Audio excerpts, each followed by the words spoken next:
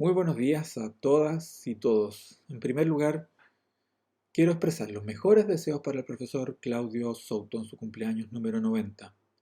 Tuve la oportunidad de conocerlo personalmente, creo que hace unos 10 años, en Recife. En un homenaje a él, no recuerdo exactamente si con motivo de sus 80 años o con motivo del reconocimiento oficial de la Cátedra de Sociología Jurídica de los currículos de Derecho en Brasil, proceso del cual, como sabemos, Claudio Souto fue un pionero. Me alegra y me honra poder ser ahora yo uno de los que le rinden homenaje por medio de la lectura de uno de sus textos.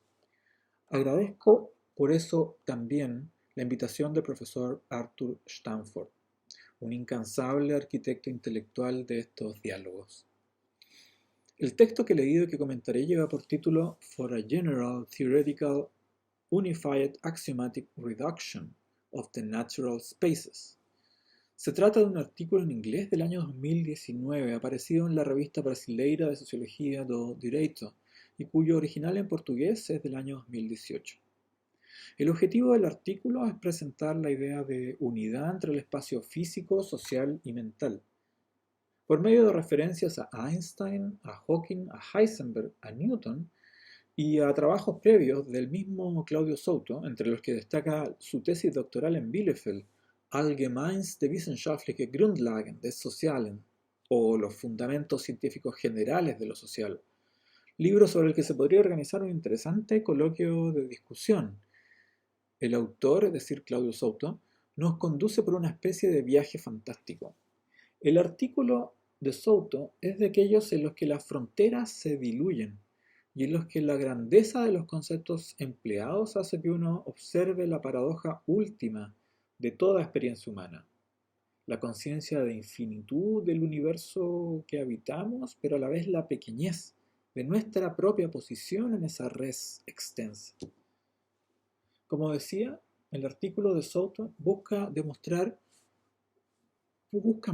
más bien deductivamente que los espacios físico, social y mental existen de una manera unificada y solo son separables por vía de la abstracción. Ya esta tesis inicial me recuerda varias cosas, al menos tres. Primero, en términos filosóficos me recordó a Epicuro. La eternidad de la materia, el atomismo como unidad de lo existente y la desviación casual de los átomos, desviación contingente diría Luhmann hoy, para formar mundos distintos. Me recordó también la fascinación de Marx con el epicureísmo, con su ausencia de intervención divina y el sentido de libertad que la doctrina de Epicuro proponía. En términos sociológicos, la tesis inicial de Souto me recuerda también a Parsons y el realismo analítico.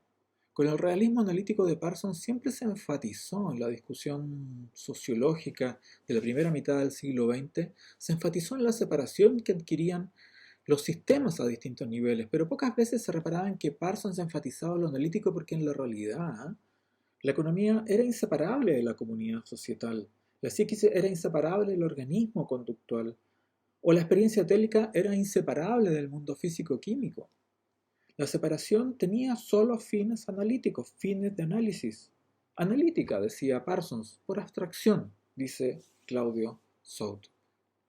Y en tercer lugar, en términos de teoría de la complejidad, el profesor Claudio Souto me recordó la distinción de niveles de computabilidad o de predictibilidad de Stuart Kauffman, para quien el mundo físico es complejo, pero sus reglas son deterministas, por lo que a un cierto nivel probabilístico la predicción tiene algún rango de posibilidad y de plausibilidad.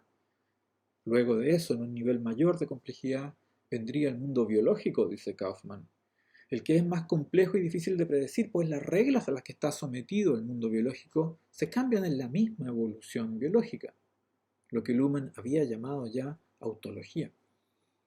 Finalmente, el mundo social es para Kauffman el más complejo de todos y es imposible de predecir, pues este mundo social no solo es capaz de cambiar sus propias reglas, sino que además posee la capacidad de sentience, es decir, esa capacidad de percibir o de sentir cosas, de apropiarse de ciertas cosas, por lo que el devenir de los objetos o las reglas sociales dependen de la comprensión del observador.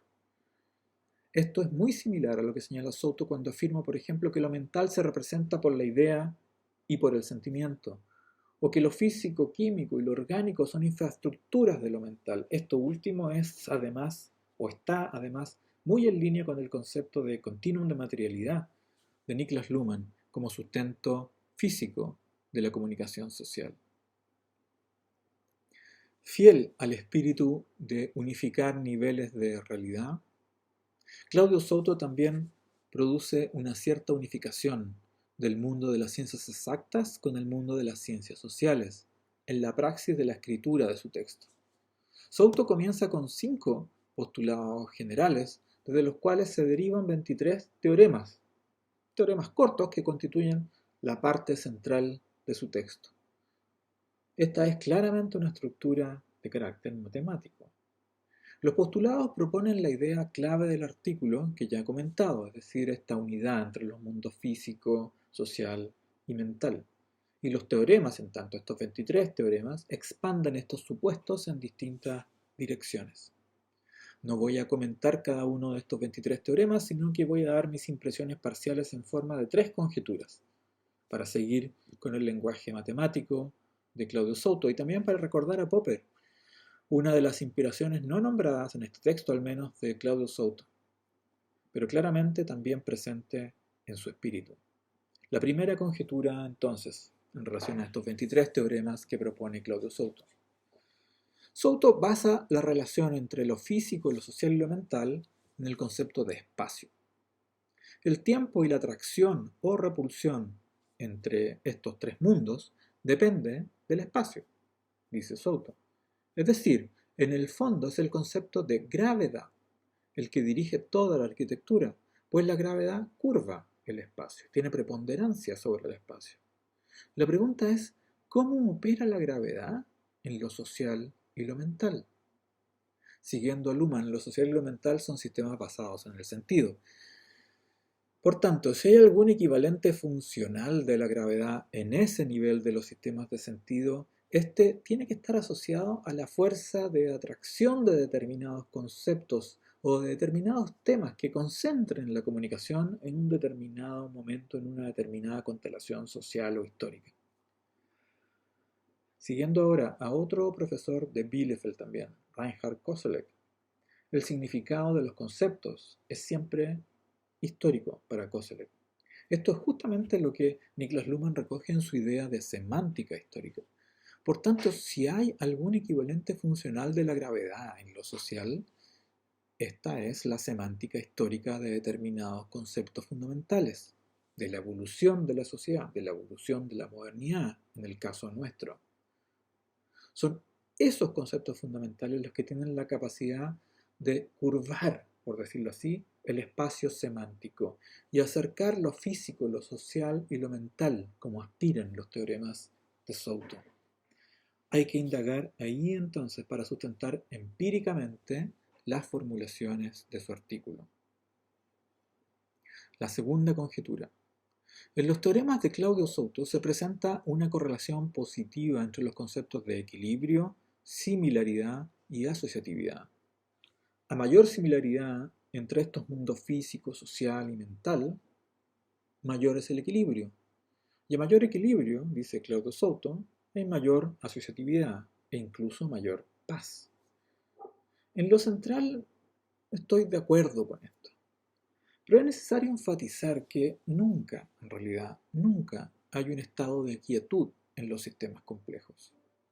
Por tanto, conceptos como equilibrio, acuerdo, paz, asociatividad son conceptos paradójicos, pues si algo cercano a ellos se puede lograr en la praxis, solo se podría alcanzar por la vía del desequilibrio, del disenso y de la diferencia. Esto es lo que clásicamente se denomina en teoría de sistemas complejos equilibrio dinámico o equilibrio inestable o orden desde el caos o sistemas lejos del equilibrio. Todos los sistemas complejos, los sistemas físicos, biológicos, sociales, psíquicos, son de este tipo de sistemas, por lo que es preciso especificar los teoremas del profesor Souto en un espíritu que no sitúe acuerdo y conflicto como dos estados separados, sino como elementos componentes de un mismo sistema complejo. En tal sentido, a mayor similaridad, mayor diferencia. A mayor equilibrio, tiene que haber mayor desequilibrio interno en esos sistemas. No se trata, por tanto, de dos estados distintos, sino de momentos de un mismo proceso. Los sistemas complejos deben cambiar permanentemente para mantener una metaestabilidad. Si no lo hacen, colapsan. Por tanto, para todo científico de sistemas complejos, demasiado equilibrio, demasiada quietud, demasiada paz debe ser vista como sospechosa, pues esos son predictores seguros de una próxima catástrofe de ese sistema complejo. Mi tercera conjetura y final. En sus teoremas, Claudio Souto también emplea los conceptos de comunicación y control para dar cuenta de la relación entre mundo físico, social y mental. No puedo estar más de acuerdo en la necesidad de esta teoría unificada de la comunicación entre lo social, lo psíquico, el mundo biológico en su forma animal o vegetal y el mundo físico técnico. Niklas Luhmann nos ha aportado una sofisticada teoría de la comunicación social en la que lo psíquico juega un papel fundamental. Pero Luhmann también ha negado cualquier posibilidad de comunicación más allá de lo social. Enfoques como el del Actor Network Theory, por ejemplo, parecen en principio aspirar a algo de este tipo, pero en realidad no teorizan empíricamente la agencia de entidades naturales o técnicas, sino que solo la presuponen y la interpretan desde ese presupuesto. En tal sentido, este tipo de teorías, el Actor Network Theory, no se alejan mucho del pensamiento mítico o del animismo de sociedades antiguas y de esa forma no son originales realmente. A lo que intuyo que Claudio Soto aspira, por el contrario, es a algo más que eso. Es a identificar empíricamente las formas transmateriales de comunicación entre lo mental, lo social, lo físico-técnico y lo físico-natural. Sobre esto hay una incipiente investigación que trata de las distintas formas de comunicación en entidades biológicas y en inteligencia artificial que es necesario conectar con la investigación social avanzada como lo propone Claudio Souto. Solo de este modo uno podría cumplir con la previsión científica que él nos hace al inicio de su artículo. Lo cito aquí. Todas las proposiciones deben ser confirmadas o pueden ser confirmadas por la investigación empírica, una prevención científica clásica. No es novedad que Claudio Souto tiene una mente privilegiada, capaz de internarse profundamente en el derecho, en la teoría social, en la filosofía de la ciencia y seguramente en otros campos. Pero justamente por ello, creo que los privilegiados somos nosotros de poder seguir interactuando, discutiendo con él y leyendo sus nuevas contribuciones al conocimiento científico. Mis más sinceras felicitaciones a Claudio Souto en el día de su cumpleaños, pero sobre todo mis agradecimientos a él por su contribución al pensamiento teórico contemporáneo a lo largo de toda su obra intelectual. Muchas gracias.